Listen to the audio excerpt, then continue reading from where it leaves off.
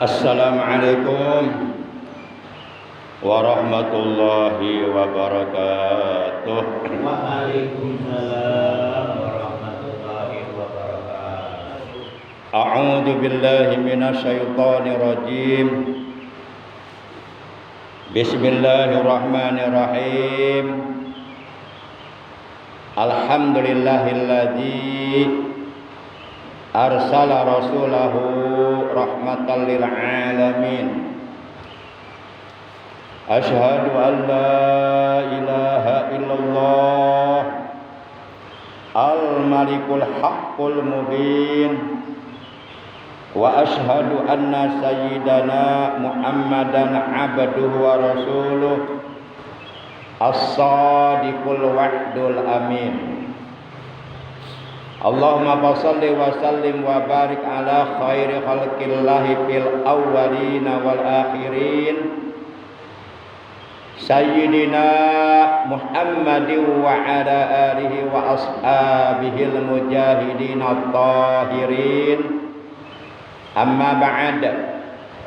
Qala ta'ala azza wa jalla fi kitabihil karim wa huwa asdaqul qailin. A'udzu billahi minasy syaithanir rajim. Bismillahirrahmanirrahim. Ya ayyuhalladzina amanu taqullaha haqqa tuqatih wa la tamutunna illa wa antum muslimun. Wa qala nabiyyuna sayyiduna Muhammadun sallallahu alaihi wasallam usikum bitaqwallah wa sam'i wa ta'ah.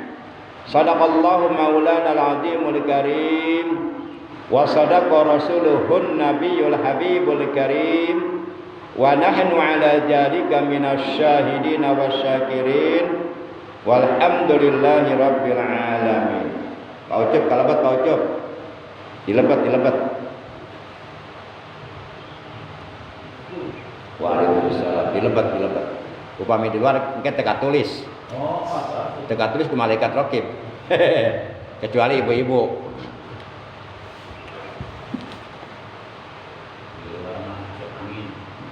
Suka angin.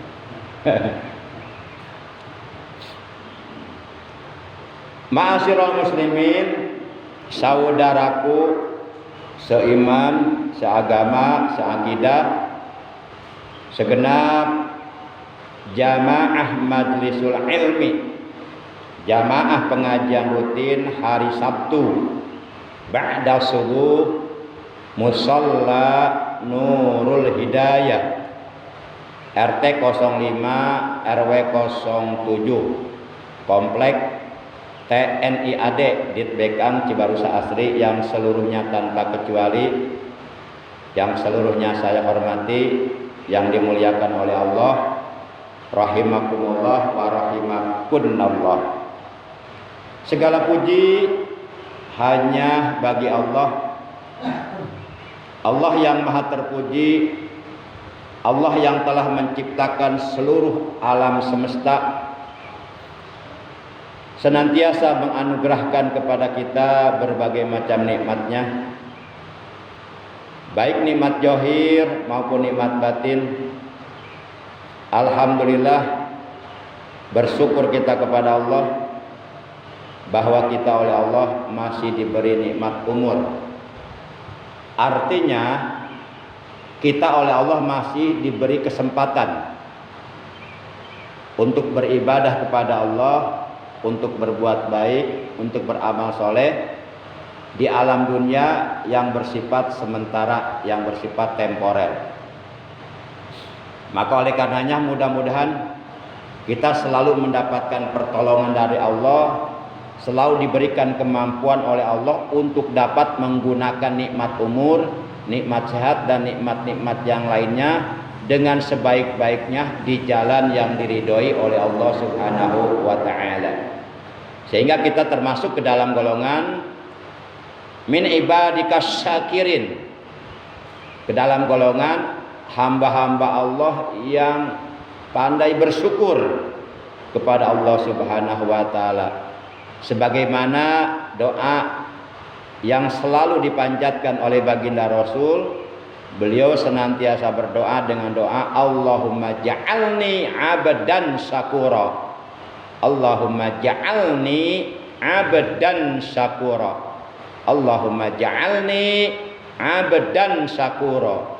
Yang artinya, ya Allah, jadikanlah aku hamba yang pandai bersyukur. Apabila kita pandai mensyukuri nikmat Allah, itu suatu tanda, suatu ciri bahwa kita oleh Allah akan diselamatkan, dibahagiakan di dunia dan di akhirat. Amin ya Allah ya rabbal alamin.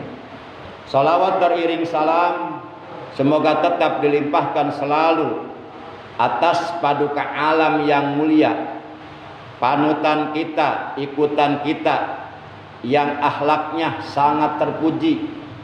Bahkan akhlak beliau mendapatkan pujian langsung dari Allah. Jadi kalau Allah saja sudah memuji keagungan, kemuliaan, keluhuran akhlaknya, jadi pujian kita untuk beliau tidak seberapa jika dibandingkan dengan pujian Allah kepada beliau. Allah langsung memuji keluhuran akhlak beliau, sebagaimana Allah katakan dalam Al-Quran, innaka la'ala khuluqin azim. Kata Allah, sesungguhnya engkau Muhammad sungguh benar-benar memiliki budi pekerti yang tinggi, yang luhur dan agung. Sehingga beliau oleh Allah dijadikan suri tauladan, dijadikan uswatun hasanah, dijadikan contoh yang paling baik untuk dicontoh akhlaknya oleh segenap umat manusia di seantero dunia. Sebagaimana Allah menegaskan dalam Al-Quran surah 33, yaitu surah Al-Ahzab Juz 22 ayat 21. Allah menegaskan, laqad kana lakum fi rasulillahi uswatun hasanah liman kana yarjullaha wal yawmal akhir wa dzakarallaha katsira. Sungguh benar-benar telah ada bagi kalian seluruh umat Islam, seluruh umat manusia di dunia, fi rasulillahi, di dalam kepribadian diri Rasulullah SAW, uswatun hasanah, suri tauladan yang paling baik. Barang siapa yang selalu berusaha, berupaya seoptimal mungkin untuk selalu mengikuti dan mencontoh beliau, insya Allah oleh Allah ia akan ditunjukkan jalan menuju surganya Allah Subhanahu wa ta'ala. Amin ya Allah ya rabbal alamin. Ma'asyiral muslimin, saudaraku seiman, seagama, seakidah yang dimuliakan oleh Allah, rahimakumullah wa hadakumullah. Hari ini alhamdulillah kita sudah berada di hari yang keempat di bulan Zulhijjah. Jadi kemarin kebanyakan tanggal 1 Zulhijjahnya hari Rabu, walaupun ada juga yang hari Pak Agus tuh. Makanya Pak Agus hari Rabu katanya belum puasa. Akhirnya Rabu enggak puasa, Kamis enggak puasa. Bercanda Pak Agus, bercanda aja. Sehingga Idul Adha, pelaksanaan sholat Id pada hari raya Adha tahun ini kebanyakan dilaksanakan di hari Jumat. Hari Jumat tanggal 10 Zulhijjah 1446 Hijriah, bertepatan dengan tanggal 6 Juni tahun 2025. Walaupun ada ya, tapi sedikit jumlahnya di beberapa tempat yang melaksanakan sholat Idul Adha-nya hari Sabtu tanggal 7 Juni. Dan hasil sidang isbat Kementerian Agama juga menetapkan 1 Zulhijjah jatuh pada hari Rabu gitu. Para jamaah yang dimuliakan oleh Allah Subhanahu wa ta'ala. Jadi Hari ini kita sudah berada di hari yang keempat di bulan Dzulhijjah 1446 Hijriah, bertepatan dengan hari yang ke-31 di bulan Mei tahun 2025. Dan taklim rutin kita pada pagi hari ini memasuki pertemuan yang ke-627. Jadi kita ngaji di sini sudah sebanyak 600 kali, lebih 27 kali. Alhamdulillah udah lama ini, dari tahun berapa ya? Tahun 2011 ya. Sekarang 2020. Dari tahun 2012 ya. Sekarang tahun 2025, berapa tahun tuh? 2025 diambil 2012. Hah? 13 tahun ya. Mudah-mudahan panjang umur semuanya, sehat semuanya, ya, dijauhkan dari penyakit pikun ya. Ya, pasti kita semuanya pengen oleh Allah dijauhkan dari penyakit bukan hanya yang sudah sepuh, kita pun kalau umpama oleh Allah dikasih umur panjang pasti akan mengalami masa sepuh, masa usia lanjut pasti. Tapi kalau saya minta ya jangan sampai sepuh banget lah, gitu ya. Sedang. Sekarang saya baru berusia 58 tahun. Kelahiran 67. 68 ya, 58, 59, 60. Yang terpenting kita mohon umur yang barokah. Kalau umurnya dibarokahkan, maka beruntung.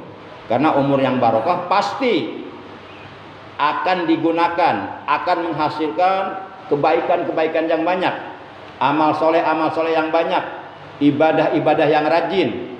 Nah, ciri umur barokah, umurnya digunakan untuk terus beribadah kepada Allah Subhanahu wa ta'ala secara istiqomah. Dan memang kita diperintahkan,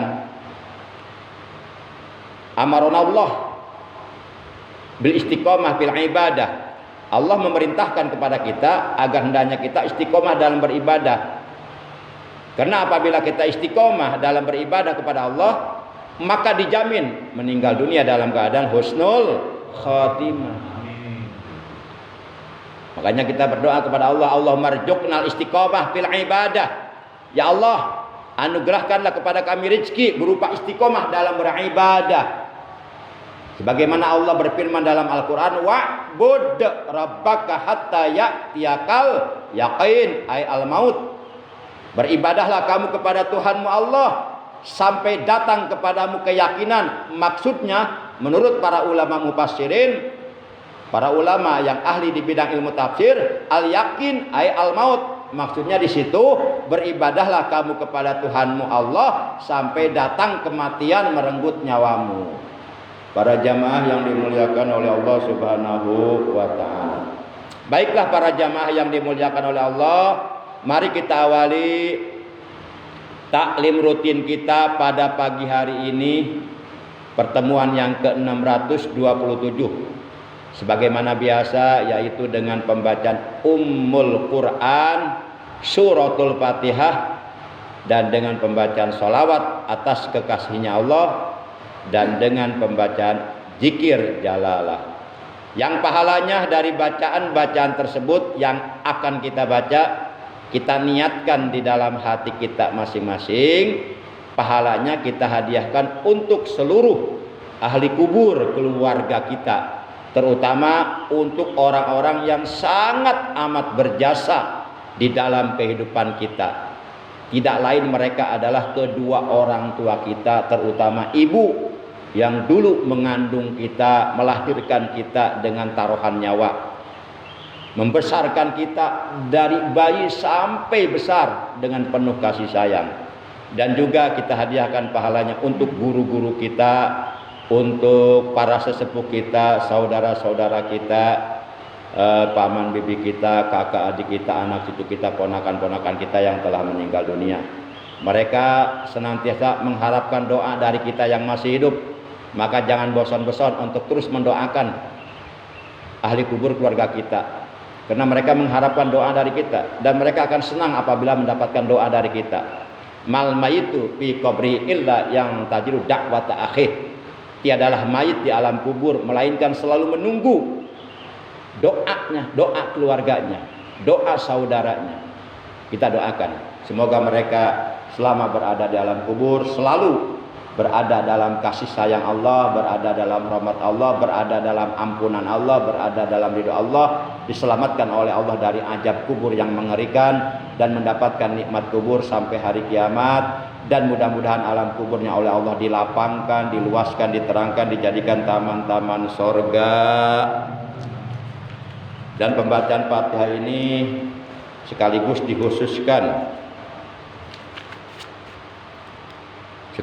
dikhususkan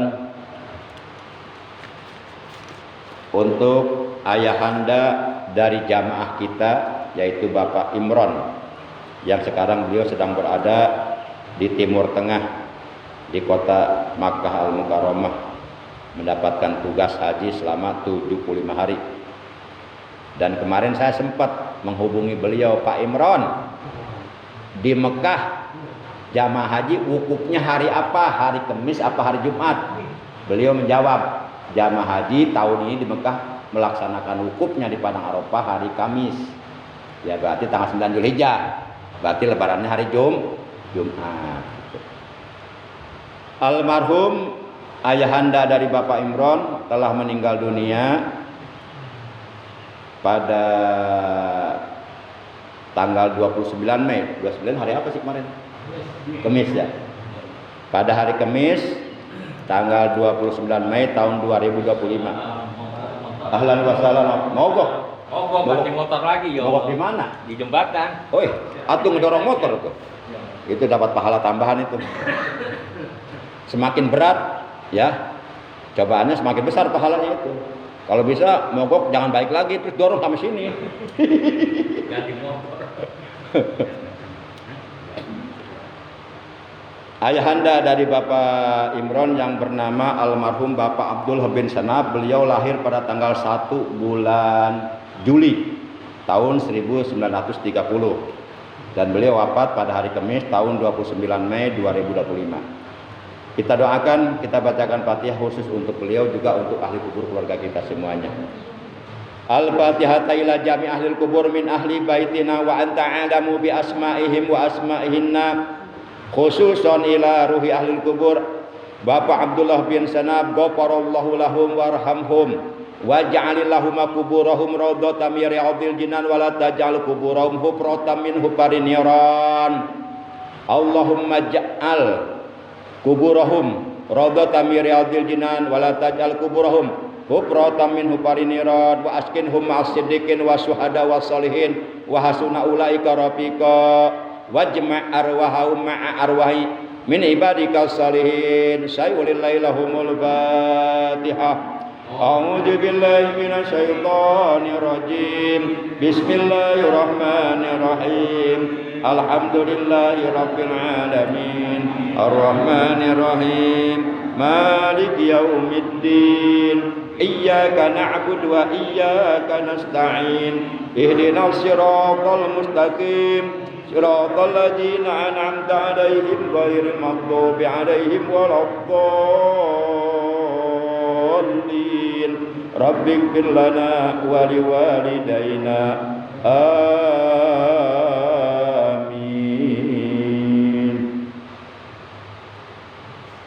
Salatullah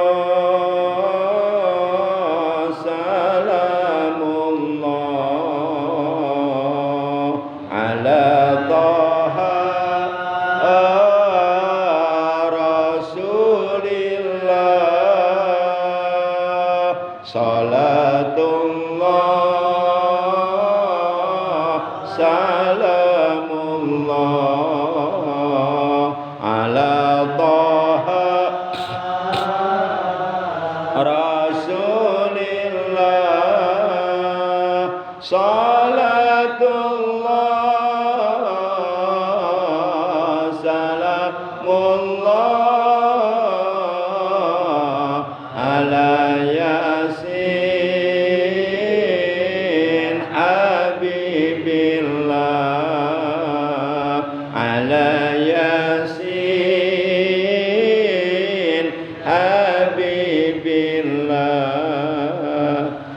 tawassalna bismillah wa bil hadi rasulillah tawassalna bismillah wa bil hadi rasulillah wa kulli mujahidin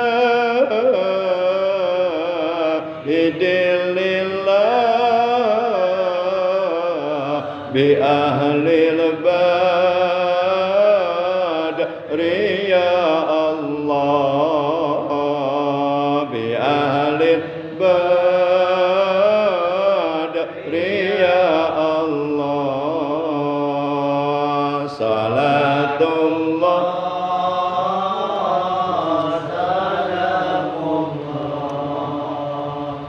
ala Taha Rasulillah salatullah salamullah ala Taha Rasulillah salatullah salamullah ala yasin habibillah ala yasin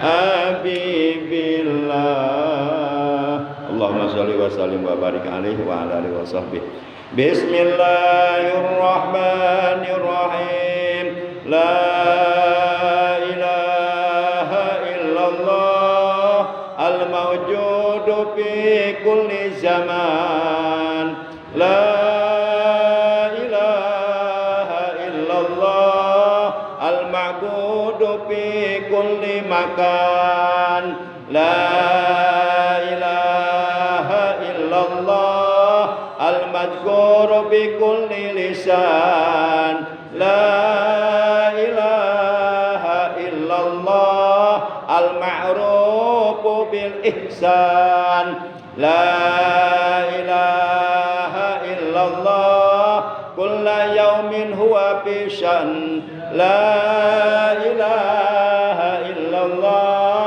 al-aman al-aman min jawalil iman wa min fitnati syaitan ya qadimal ihsan kam laka alaina min ihsan ihsanukal qadim ya hannan ya mannan ya rahim ya rahman ya ghafur ya ghaffar ikbir lana warhamna wa anta khairur rahimin wa sallallahu ala sayyidina Muhammadin wa ala alihi wa sahbihi wa sallam walhamdulillahi rabbil alamin. Para jamaah saudaraku yang dimuliakan oleh Allah rahimakumullah wa hadakumullah wa hafizakumullah. Saya pernah menyampaikan, bahkan agak sedikit sering gitu ya, mengenai larangan melaksanakan saum sunnah atau puasa sunnah di hari Jumat saja, atau di hari Sabtu saja, atau di hari Ahad saja. Karena hari Jumat itu sebenarnya yaumul id fil usbu'iyah, adalah hari rayanya umat Islam seminggu sekali. Maka mereka setiap hari Jumat berkumpul di masjid untuk melaksanakan sholat Jumat seperti sholat id gitu kan. Kecuali perempuan tidak diwajibkan Jumat. Perempuan cukup sholat zuhur di rumahnya masing-masing. Demikian pula hari Sabtu itu hari rayanya orang-orang Yahudi. Dan hari Ahad itu hari rayanya orang-orang Nasrani. Jadi kita memang dilarang oleh Nabi Muhammad SAW melaksanakan saum sunnah atau puasa sunnah di hari raya. Jadi kalau umpama kemarin tanggal 1 Zulhijjahnya hari Rabu, ya kita puasa tuh tanggal 1 Zulhijjah hari Rabu. Kemudian umpama hari Kemisnya nggak puasa, umpama aja, tapi memang kan iya ya. Kemudian hari Kemisnya umpama nggak puasa. Nah, lalu hari Jumatnya puasa, Sabtunya enggak, nah itu nggak boleh, dilarang. Berarti orang tersebut puasa sunnah di hari Jumat saat. Hal ini berdasarkan keterangan dalam sebuah hadis Rasulullah Shallallahu Alaihi Wasallam, beliau telah bersabda, la yasumanna ahadukum yaumal jumu'ati illa ayyasuma yauman qablahu au yauman ba'dahu. Nah ini hadisnya. Sering saya menyampaikan ini, tapi kadang-kadang ada juga yang masih belum paham gitu, ya. Sehingga kan dia pikir saya lagi puasa, lagi ibadah nih, padahal lagi berbuat dosa karena dilarang. Nah kita jangan sampai melakukan ibadah yang seharusnya dapat pahala malah dapat dosa karena ada larangan. Nih baca Quran ibadah bukan? Ibadah kan? Bagus enggak? Coba kita baca Qur'annya di WC. Dapat pahala enggak? Dilarang baca Quran di WC. Masa baca Quran di WC? Ijo waqatil waqiah. Takbiran bagus enggak? Mengagungkan Allah. Bagus. Coba kita takbiran sekarang, boleh enggak? Allahu Akbar, Allah. Wah, di demo bisa.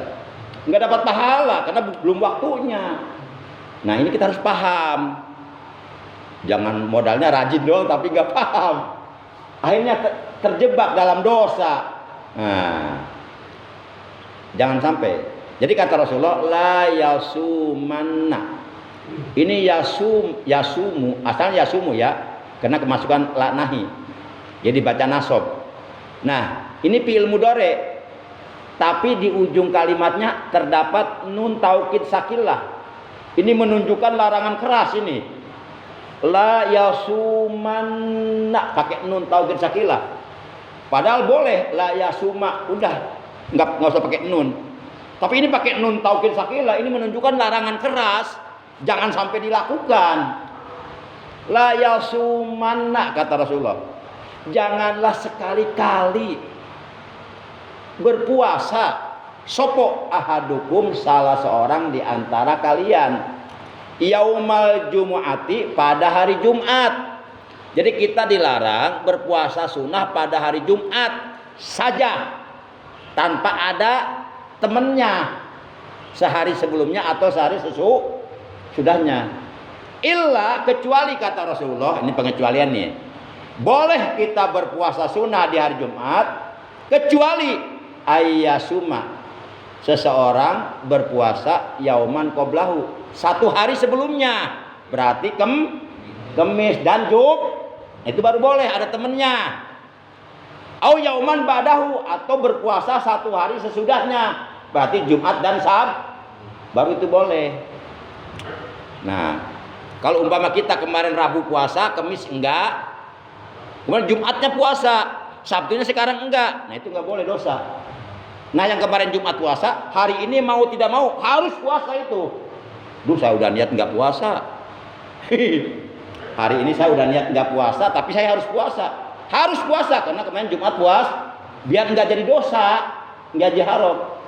Nah ini kewajiban saya untuk menjelaskan hal hukum seperti ini. Nah, ada yang kemarin Jumat puasa, ada nggak di sini? Ada Pak Agus ya. Nah sekarang Pak Agus harus puasa Pak Agus. Walaupun umpama Pak Agus nih kepada kami menyediakan sarapan, Pak Agus jangan ikut sarapan. Biar kami saja yang makan. Kalau saya nggak puasa hari ini sengaja. Ntar puasa lagi Senin. Ya minimal kan di bulan haji 10 hari pertama bulan haji kita puasa 2 hari minimal di hari Tarwiyah dan di hari Arfah. Jadi kalau umpama kita bisa puasa lebih dari 2 hari, 3 hari misalnya 4 hari, 5 hari itu udah hebat banget, udah luar biasa. Maksudnya biasa di luar. Nah oleh karena Pak Agus kemarin Jumat puasa, nah kalau umpama hari ini enggak, Kemisnya enggak, itu kan enggak boleh, dilarang. Maka mau tidak mau Pak Agus harinya harus puasa supaya enggak jadi dosa puasa kemarinnya, gitu kan? Biarkan kami saja yang sarapan ya. Para jamaah yang dimuliakan oleh Allah, pede banget emang ada sarapan gitu, pede banget. Hah? Nggak ada puasa semua. Ya udah puasa semua deh. Saya tadinya mau minum ini, tapi udah ngerokok tadi. Para jamaah yang dimuliakan oleh Allah Subhanahu wa taala. Nah, Al-Fakir mohon diberikan kesempatan untuk sedikit menyampaikan tentang keutamaan atau fadilah atau pahala berkurban. Langsung saja ya. Wal yaumul ashiru, bermula hari yang ke-10 di bulan Zulhijjah. Huwa, yaitu bermula hari yang ke-10 di bulan Zulhijjah, yaumul adha, yaitu hari adha atau hari kurban, hari raya kurban. Man, barang siapa qarraba yang berkurban, kurbanan akan seekor hewan kurban, baik itu domba, kambing, sapi, kerbau, ataupun kalau di Timur Tengah onta. Itulah hewan-hewan ternak yang boleh disembelih untuk dijadikan hewan kurban. Selain itu tidak boleh seperti kucing. Saya kurban kucing aja. Kucing banyak tinggal mencitan ya. Mau keluar duit. Kurban ayam atau kurban apa ya? Yang lainnya lah. Bebek. Nah, kalau domba atau bahasa Arabnya do'en. Nah, itu domba yang boleh disembelih untuk dikurbankan. Dombanya harus domba yang musinnah, yang sudah berganti gigi, atau yang usianya sudah lebih dari 1 tahun. Kalau untuk domba. Kalau untuk kambing, sapi dan kerbau yang usianya sudah 2 tahun lebih. Kalau untuk onta yang berusia 5 tahun lebih. Nah, di sini dikatakan barang siapa yang berkurban pada hari raya kurban dan pada 3 hari sesudahnya, yang disebut hari-hari tasyrik, hari-hari masih dibolehkannya menyembelih hewan kurban, yaitu tanggal 11, 12, 13 Zulhijjah. Sebagaimana dalam hadis riwayat Imam Ahmad, Rasulullah SAW bersabda, kullu ayyamit tasyrik jabhun. Seluruh hari-hari tasyrik adalah hari dibolehkannya menyembelih hewan kurban. Fihi, pada hari raya kurban, babi awali kotrotin, maka pada tetesan pertama dari darah hewan kurban yang menetes di atas bumi ketika disembelih, kotorot min damihi, yang menetes dari darah hewan kurban ketika disembelih, maka keuntungannya, padilahnya adalah ghafarallahu lahu junubahu wa junuba iyalihi. Maka Allah Subhanahu wa taala akan mengampuni seluruh dosa-dosanya dan dosa-dosa seluruh keluarganya.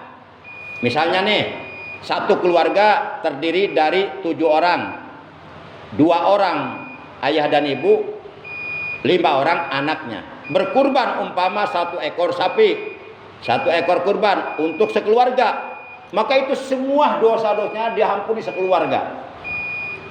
Lalu bolehkah kita berkurban atas nama yang telah meninggal dunia? Dalam hal ini para ulama mazhab berbeda pendapat. Tapi jumhur ulama mazhab membolehkan. Ulama mazhab yang membolehkan pertama ulama Malikiyah, ulama Hanafiyah dan ulama Hanabilah. Sedangkan ulama Syafi'iyah, para ulama yang bermazhab Imam Syafi'i berpendapat tidak boleh berkurban atas nama orang yang telah wafat, kecuali apabila yang telah wafat tersebut dulu ketika hidup wasiat ingin dikurbankan, ingin disembelihkan, baru boleh.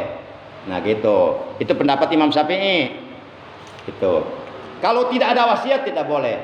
Tapi jumhur ulama mazhab membolehkan, yaitu ulama Malikiyah, Hanafiyah dan Hanabilah membolehkan. Itu ada keterangan. Karena Sayyidina Ali juga pernah, beliau pernah menyembelih 2 ekor kibas. 1 ekor kibas itu atas nama Rasulullah yang pada waktu itu sudah wafat, dikurbankan oleh Sayyidina Ali. Dan yang 1 ekor lagi atas nama dirinya sendiri. Dan Sayyidina Ali mengatakan bahwa aku diperintahkan melakukan ini oleh Rasulullah. Itu ada hadisnya. Itu. Para jamaah yang dimuliakan, boleh bisa kita punya orang tua nih, supaya nanti orang tua kita di akhirat punya kendaraan untuk melintas di atas sirat, jembatan gawat darurat menuju surga. Nggak apa-apa anaknya kalau memang ada kemampuan kurban tahun ini untuk orang tuanya. Saya niat kurban seekor domba untuk bapak saya Anu bin Anu, silakan, karena Allah Ta'ala. Boleh. Karena ada ulama yang membolehkan. Sepanjang masih ada yang membolehkan, why not? Kecuali kalau ulama semuanya mengharamkan, baru kita samina wa ata'na. Sepanjang masih ada yang membolehkan, silakan. Kita diberikan untuk memilih itu. Dan sebenarnya Imam Syafi'i juga pada hakikatnya boleh, cuma beliau memberikan syarat yang meninggal wasiat. Berarti hakikatnya boleh, berarti kan, cuma beliau memberikan syarat doang. Tapi kalau tidak memberikan wasiat nggak boleh katanya gitu. Berarti hakikatnya boleh sebenarnya. Para jamaah yang dimuliakan oleh Allah Subhanahu wa taala.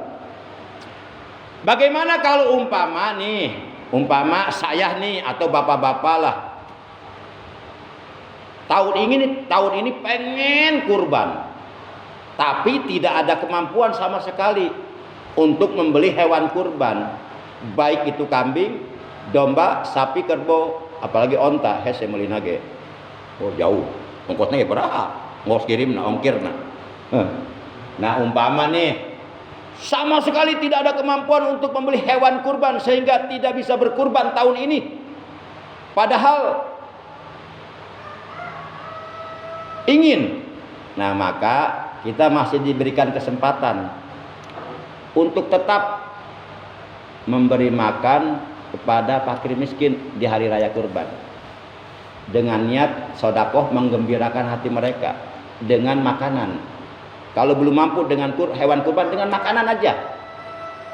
Karena memang sebenarnya juga disyariatkannya berkurban, membagikan daging hewan kurban kepada fakir miskin, sama maksud dan tujuannya untuk menggembirakan hati mereka di hari raya kurban.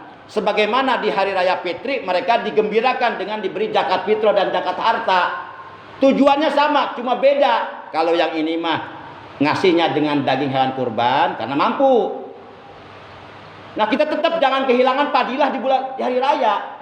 Cuma oleh karena kita nggak mampu, kita mah dengan sepiring nasi gitu. Sama, tujuannya menggembirakan mereka. Cuma beda kemampuan. Sehingga di sini terangkan waman at'ama, dan barang siapa yang memberi makan pihi di hari raya kurban, yakni tanggal 10 Zulhijjah dan 3 hari sesudahnya, hari-hari tasyrik, yakni tanggal 11, 12, 13 Zulhijjah, mukminan kepada seorang mukmin, terlepas dari apakah orang mukmin tersebut fakir atau bukan fakir, miskin atau bukan miskin. Intinya sodakoh makanan di hari raya kurban dan di 3 hari sesudahnya kepada seorang mukmin. Auta sodakoh, atau ia bersodakoh berupa uang pihi pada hari raya kurban tersebut, bisodakotin dengan suatu sodakoh. Nah, Maka padilahnya, keuntungannya, keutamaannya bagi orang yang melakukan hal seperti ini adalah ba'asahullahu ta'ala yaumal qiyamati aminan wa yakunu mizanuhu asqala min jabali Uhudin. Masya Allah. Ini teh sedekah bukan kurban, tapi pahalanya luar biasa. Kenapa? Karena memang 10 hari pertama ini diistimewakan oleh Allah, dipilih. Tidak ada hari-hari di mana Allah diibadahi lebih disukai oleh Allah, melainkan di 10 hari pertama bulan Dzulhijjah. Oleh karena Allah sangat suka kepada hambanya yang melakukan kebaikan, yang melakukan amal soleh, melakukan ibadah di 10 hari pertama bulan Dzulhijjah, maka Allah menyediakan, menyiapkan, menjanjikan pahala-pahala agung, berbeda dengan pahala-pahala di hari-hari lain. Masya Allah, Masya Allah. Nah, kata Allah, ba'asallahu ta'ala yaumal qiyamati aminan wa yakunu mizanu asqala min jabali Uhudin. Maka niscaya Allah Subhanahu wa taala kelak di hari kiamat akan membangkitkan ia dari kuburannya dalam keadaan aman, diamankan, diselamatkan oleh Allah di hari kiamat. Kalau kita memberi makanan kepada fakir miskin atau kepada siapapun di hari raya silahkan. Jadi jangan dijadikan alasan saya belum mampu berkurban lalu kemudian tidak mau bersedekah. Masih dikasih kesempatan untuk berbuat baik oleh Allah, supaya kita tetap mendapatkan padilah, keutamaan beramal soleh hari raya, supaya nggak kehilangan itu. Tetap kita dikasih kesempatan. Kalau nggak mampu berkurban, kasih makanan fakir miskin atau kasih uang sedekah. Uangnya masukin ke amplop, nggak usah banyak-banyak, 1 juta aja. Pasti seneng dia itu. Seneng pasti itu. Pasti seneng. Jangankan dia, saya juga pasti seneng. Bercanda. Nah, jadi jangan dijadikan alasan. Orang-orang mah berlomba-lomba berbuat baik di hari kurban, kita malah mengharapkan daging kurban, nggak kebagian malah marah. Lah, para jamaah berlomba-lomba meraih padilah, keutamaan di hari raya kurban dengan melakukan kebaikan apapun kepada fakir miskin. Wa yakunu mizanu asqala min jabal Uhudin, dan kelak ketika amal kebaikannya ditimbang di hari kiamat, maka amal kebaikan akan sangat berat, diberatkan oleh Allah, bahkan beratnya lebih berat daripada gunung Uhud. Nah, ini yang bersedekah baik berupa makanan, berupa uang kepada fakir miskin di hari raya pahalanya seperti itu, apalagi yang berkurban lebih dari itu. Masya Allah.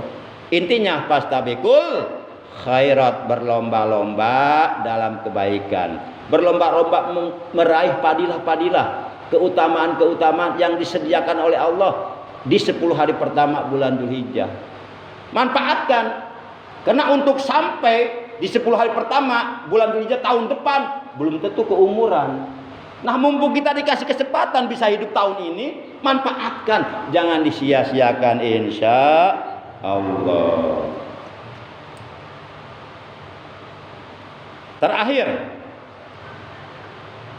Inna Dauda alaihi salatu wassalam qol, bahwasanya Nabi Daud alaihi salam, Nabi Daud itu bapaknya Nabi Sulaiman. Nabi Daud diantara mujizatnya adalah bisa melunakkan besi. Besi kalau dipegang sama dia langsung lunak, langsung lemes.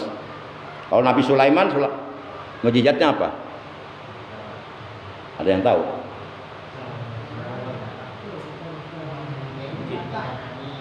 Oh iya, bisa terbang ya, terbang ke angkasa, menaklukkan angin. Angin takluk sama dia, bisa disuruh sama Nabi Sulaiman. Hei angin, tuh hancur luluhkan Israel. Wow, datang ke Israel.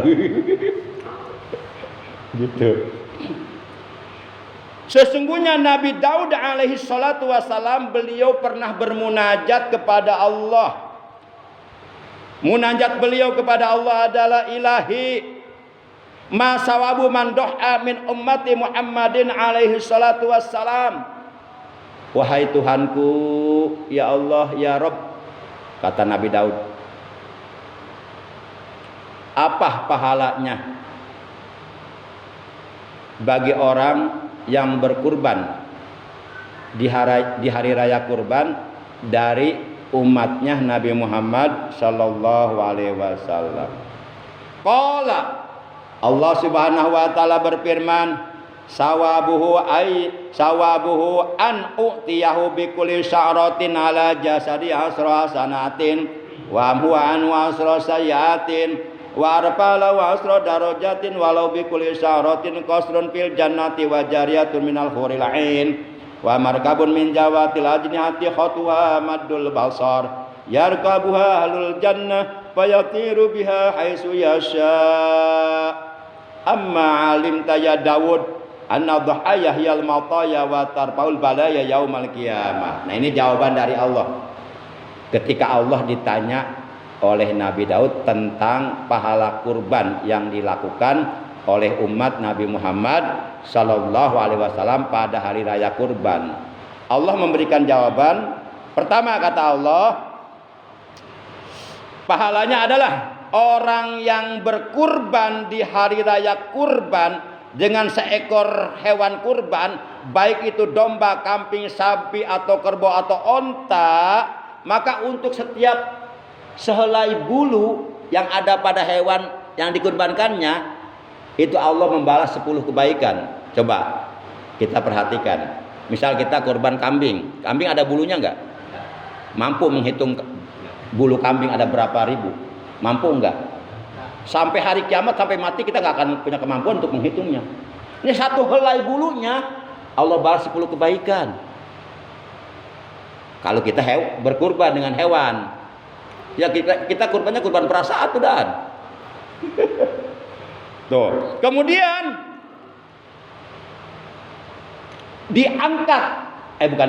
dihapus darinya 10 keburukannya, 10 kesalahannya, 10 keburukannya dihapus oleh Allah dari setiap satu bulu yang ada pada hewan yang kita kurbankan. Kemudian wa arfa'alahu asra darajatin, Allah angkat 10 derajat dari setiap satu helai bulu dari bulu hewan kurban, dari hewan kurban yang kita kurbankan. Kalau yang korban yang nggak sholat gimana Kiai? Yang korban nggak sholat. Udah kita serahkan aja sama Allah.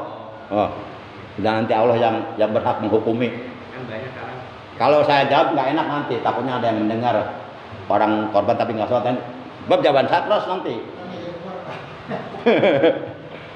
Ya kalau misalnya, jawab juga ini. Kalau umpamanya ada orang kurban tapi nggak sholat, nanti yang masuk surga hewan kurbannya, dianya ke neraka. Ini kalau saya bahas nanti nggak enak. Entar aja berdua sambil ngopi ya. Enggak, kalau umpama dibahas, dijawab, nanti mereka nggak kurban lagi. Nanti kasihan fakir miskin. Itu urusan dia, nggak sholat sama Allah. Yang penting mereka udah mau korban, fakir miskin bisa makan daging gitu udah. Sudahlah kita nggak berkurban, gitu kan? Kita positif sih aja deh. Para jamaah yang dimuliakan oleh Allah Subhanahu, lumayan lah bisa marabat fakir miskin satu. Amal kurbannya.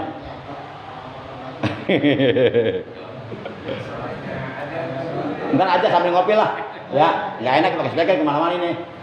Nanti ada orang mau kurban jadi nggak jadi nanti. Sambil ngopi ha. Kemudian walau bikuli sarotin qasrun fil jannah, untuk setiap satu helai bulu dari bulu hewan yang ia kurbankan, itu Allah membangunkan satu gedung, satu istana mewah di dalam sorga. Nanti gedung itu akan ketemu nanti di sana kalau kita udah ke sorga. Lah, kalau umpama seekor kambing bulunya ada 1000, berarti kita udah punya gedung 1000 sono. Lah, satu gedung harganya umpama 1 miliar, 1000 gedung berapa? 1 triliun. Kita beli kambingnya cuma 2 juta. Nggak rugi ini. Masih banyak untungnya. 3 juta. Nah, kita nyari kambing yang kurus biar murah. Nggak sah berkurban dengan yang kambing yang sangat kurus, tidak bergaji. Ada 4 hewan kurban yang tidak sah dikurbankan. Pertama, al-auraul bayinu auruha, yaitu hewan kurban yang pecak matanya. Nah, pecak. Itu hewan kurban milik si buta dari Guantu. Yang pecak nggak sah dikurbankan, dijadikan kurban. Yang kedua, al-maridatul bainu maroduha. Hewan yang sakit, bengek, batuk, pilek, atau mencret-mencret, jangan dikurbankan. Kasihan, fakir miskin dikasih daging hewan mencret. Harus sehat, hewan harus yang sehat. Yang ketiga, hewan kurban yang tidak sah dijadikan kurban adalah al-arja'ul bainu arujuha, yang pincang kakinya atau telinganya nggak ada sebelah, gitu. Atau nggak ada ekornya, buntung buntutnya, diganti pakai buntut palsu, tetap nggak boleh. Dan yang keempat adalah al-ajfa'u la tunki, hewan yang sangat kurus, tidak bergaji lagi, tinggal tulang doang. Begitu sembelih, mana dagingnya ini? Akhirnya yang dibagikan ke fakir miskin tulangnya. Akhirnya fakir miskin pada sakit makan tulang kurban. Makanya kata Nabi, aljimu dohayakum fa inna ala surati matoyakum.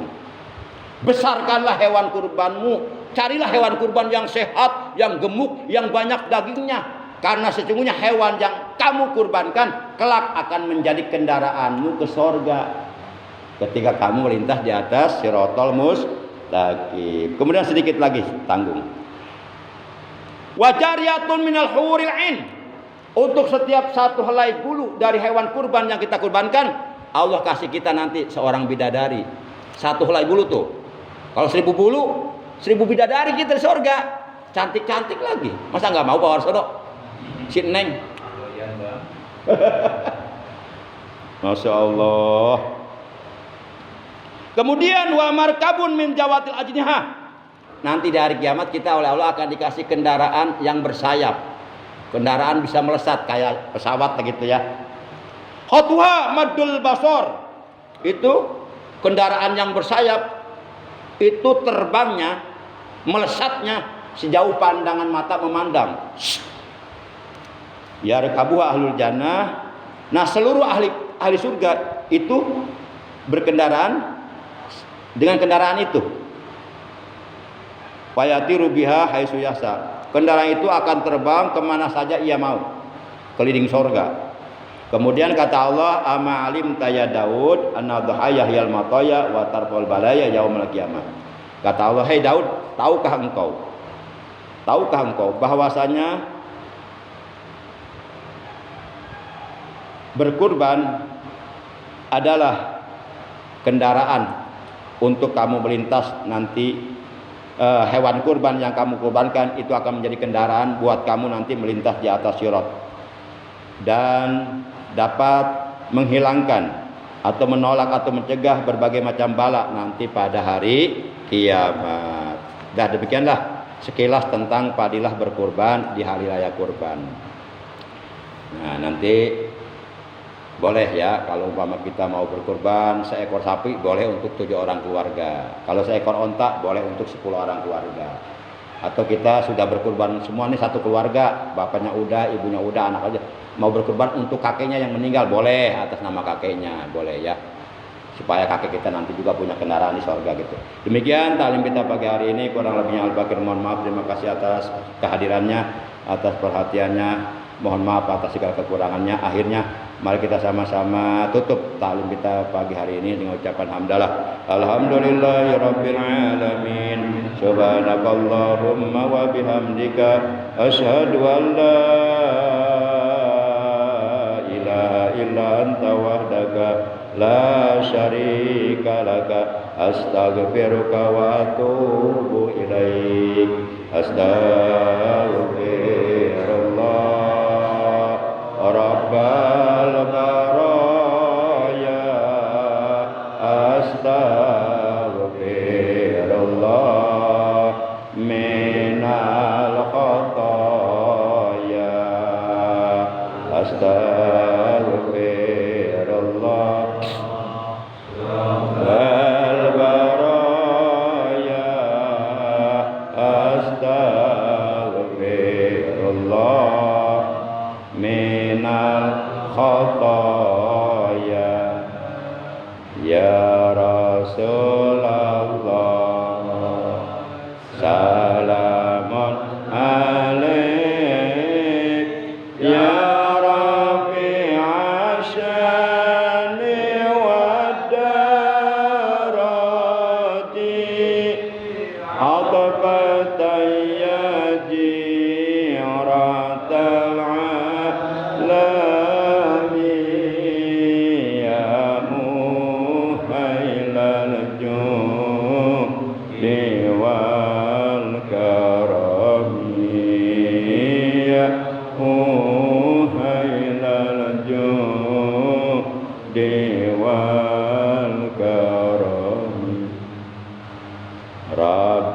فانفعنا ببركاتهم واهدنا الحسنى بحرماتهم وأمتنا في طريقتهم